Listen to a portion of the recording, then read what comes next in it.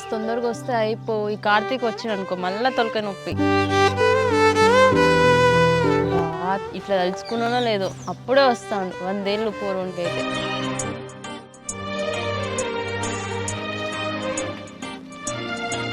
కావ్య కావ్య ఒక్క నిమిషం ఆగు.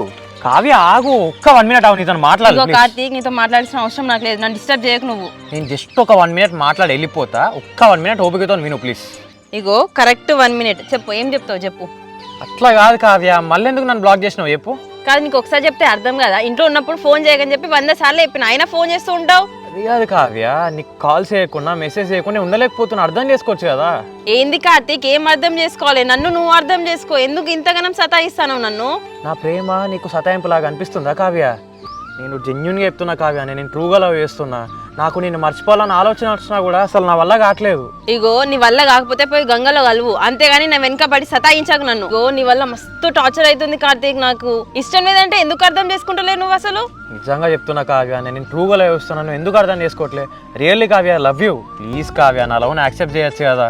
చూసినావా, మొన్ననే ఫ్రెండ్స్ అని చెప్పినావు, 10 రోజులు కూడా అయితలేదు మళ్ళీ లవ్ అని స్టార్ట్ చేసినావు. ఇక నేను నమ్మలేను కార్తీక్ నిన్ను. నీకు నీ ప్రేమకు ఒక దండం, నన్ను వదిలే ప్లీజ్. కావ్య ప్లీజ్ కావ్య ఆగు. ఇగో కార్తీక్, పక్కకు జరుగుతావా? మా అన్నకు లేక 100కి డైల్ చేయాలా? ఏం మాట్లాడుతున్నావు కావ్య? ఇంకో నేను మా ఇంట్లో వాళ్ళని ఒప్పించి మా ఇంట్లో వాళ్ళని మీ ఇంట్లో వాళ్ళ దగ్గరికి తీసుకొచ్చి వాళ్ళని కూడా ఒప్పిస్తా కావ్య.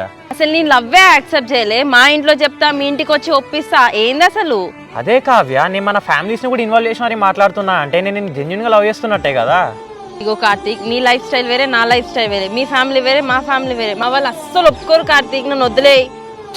సరే ఫ్యామిలీస్ విషయాల తర్వాత, కానీ ఫస్ట్ మన ఇద్దరికైతే ఒక అండర్స్టాండింగ్ ఉండాలి కదా. మనల్ని మనమైతే అర్థం చేసుకోవాలి కదా. అర్థం చేసుకోవడం ఏం లేదు కార్తీక్, పక్కకి జరుగు.